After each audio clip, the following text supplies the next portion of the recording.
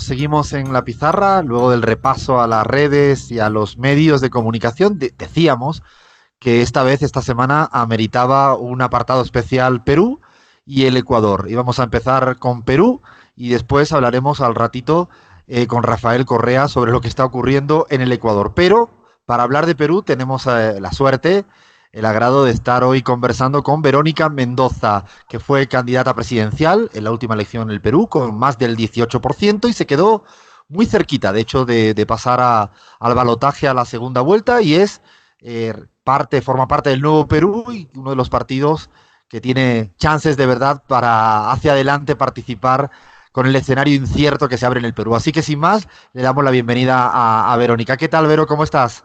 Hola Alfredo, un gusto estar contigo y con todos los amigos y amigas de La Pizarra. Bueno, gracias. Te están escuchando la gente en la Argentina, en AM750.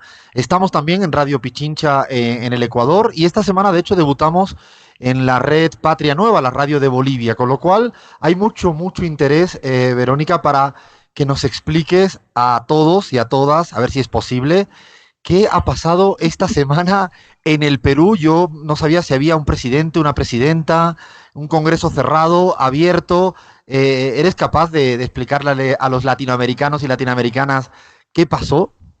Sí, bueno, efectivamente ha sido una situación algo tortuosa e intempestiva. Sin embargo, el escenario actual es relativamente claro. Tenemos un solo presidente de la República que ha disuelto el Congreso al amparo de la Constitución y sobre todo, lo más importante, con el respaldo del pueblo peruano, porque este Congreso pretendía cooptar el Tribunal Constitucional con el interés de bloquear, boicotear las investigaciones que en el Perú están avanzando de manera importante en el caso Lavajato, Odebrecht, ¿no? Y otros casos conexos que preocupan mucho a las peruanas y peruanos, ¿no?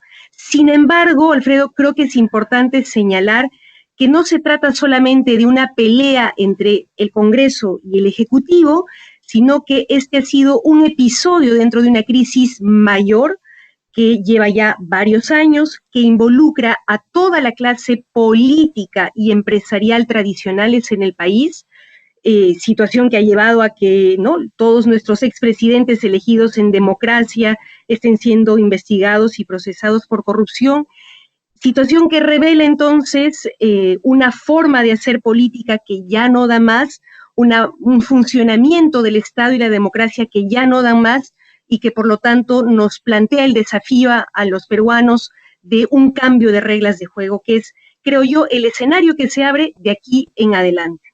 Es decir, Vero, si te entiendo bien, el poder legislativo es algo más que una instancia para legislar, sino se ha convertido en un poder fáctico en el Perú y estaba intentando como garantizar un régimen para unos pocos y entiendo que de ahí se deriva precisamente que no haya permitido ni siquiera o no quería permitir las reformas políticas que se venían en curso, ¿no?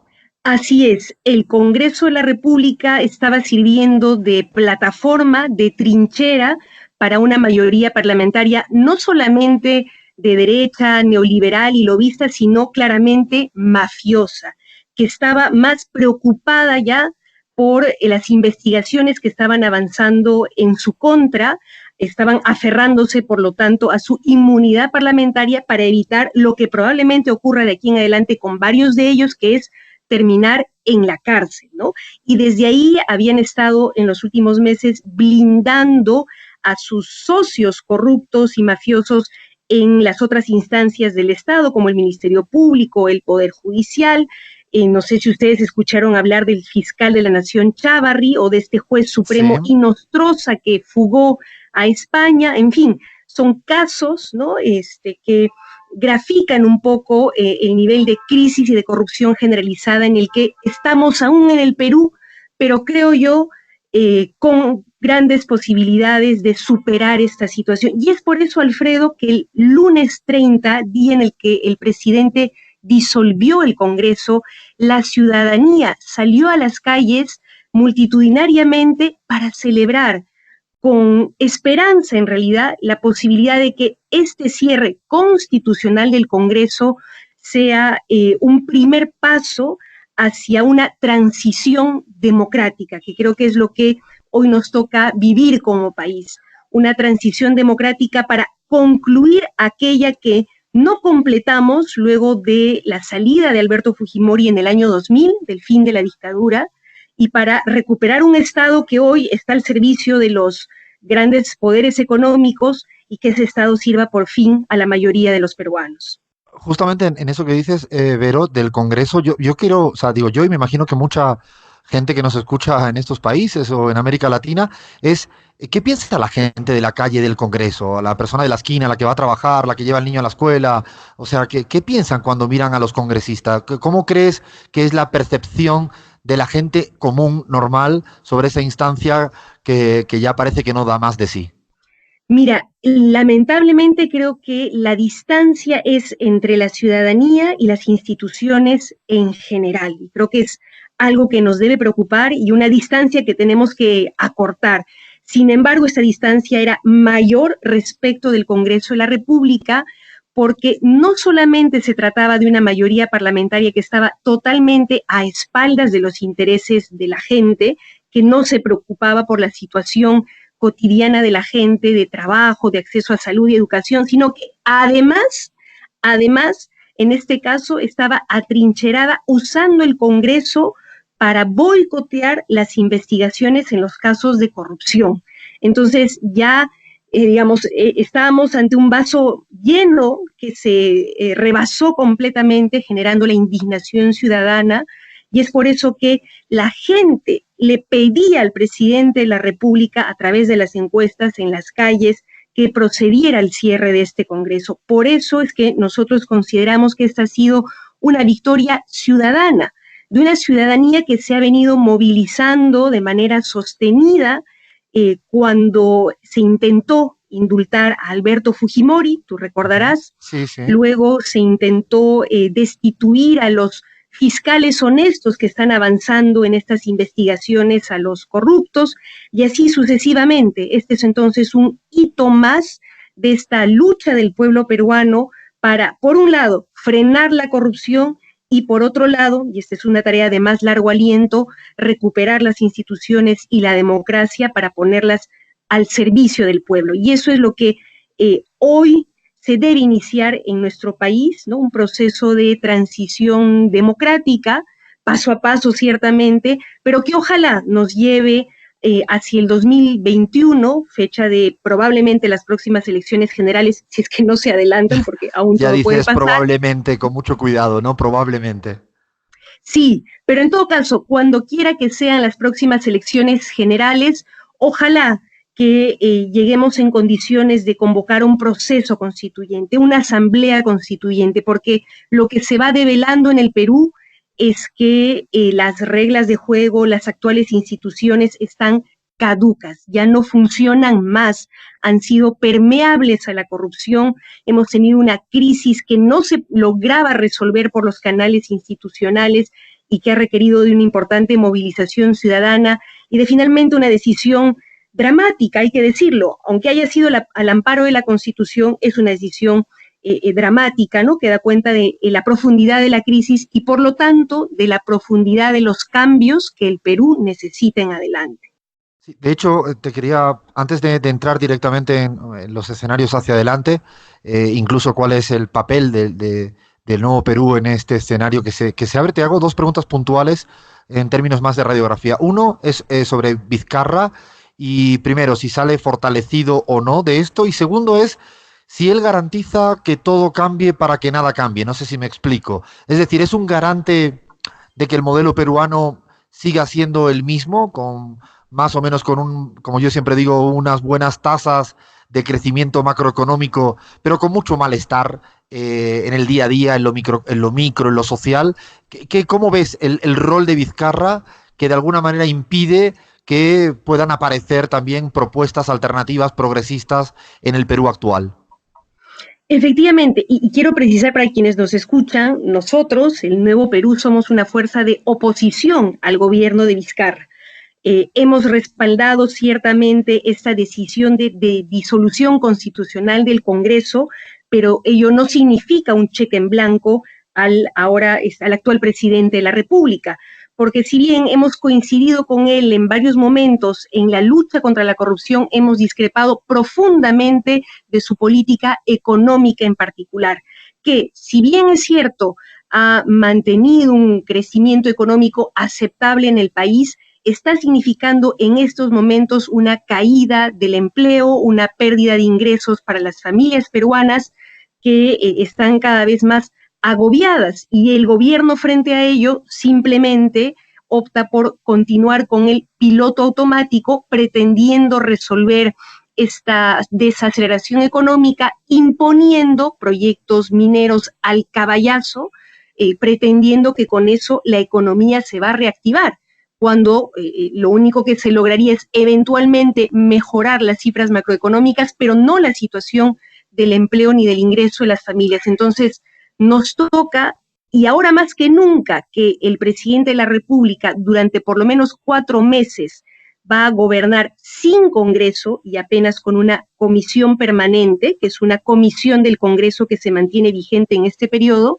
Nos va a tocar a nosotros como fuerza de oposición democrática, junto a las organizaciones sociales, sindicales y populares del país, estar extremadamente vigilantes para que el presidente de la República, presionado eventualmente por la CONFIEP, el gremio de grandes empresarios, no pretenda seguir flexibilizando los derechos laborales, ajustando los presupuestos para la salud, para la educación, y perjudicando la economía de las familias. Ese es un riesgo latente que nosotros tenemos muy presente y frente al cual vamos a estar muy vigilantes. Y la otra persona, digo, para los que lo veíamos desde afuera, yo me imagino que cualquier persona en Bolivia, en el Ecuador, en Argentina, me atrevo a decir que incluso hasta en el Perú, eh, ¿cómo puede asumir una vicepresidenta así la presidencia que al final le duró muy poco? ¿Qué le pasa por la cabeza a una vicepresidenta como era Arauz? ¿Cómo leíste eso en ese momento puntual? Mira, a mí y a varios creo que nos ha parecido simplemente inexplicable. En todo caso, devela, más allá de La las fragilidad, ¿no? cuestiones, De institucional. claro, una fragilidad institucional, es, digamos, un error gravísimo de percepción particular, pero además, creo yo, parte, ¿no?, de lo que explica la decisión de la señora Arauz de asumir, ¿no?, esta presidencia, entre comillas, de manera absolutamente irregular y, digamos, y fantasiosa, es que, y es importante señalarlo, la CONFIEP, el más importante gremio de grandes empresas aquí en el país, respaldó esta presidencia que duró apenas unas horas, ¿no?, poniéndose de espaldas al pueblo y poniéndose de espaldas a la institucionalidad democrática.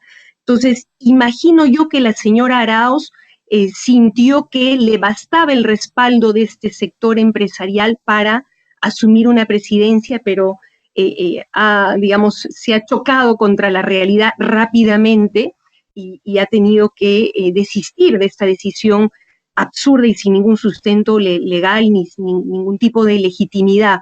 Pero esta situación también nos devela el poco compromiso, lamentablemente, de la clase gran empresarial peruana, que está totalmente de espaldas a la democracia, como lo hizo, dicho sea de paso, durante la dictadura de Alberto Fujimori, con el cual conspiró y pactó alegremente en la medida en que sus negocios iban viento en popa, poniéndose de espaldas a la gente, ¿no? Creo que esta crisis de alguna manera ha servido para desnudar el nivel de compromiso que tienen los distintos actores con la democracia. Y lamentablemente estos grupos de poder económico en el Perú han demostrado que no lo tienen. No tienen ningún compromiso con la democracia ni ningún respeto por el pueblo peruano.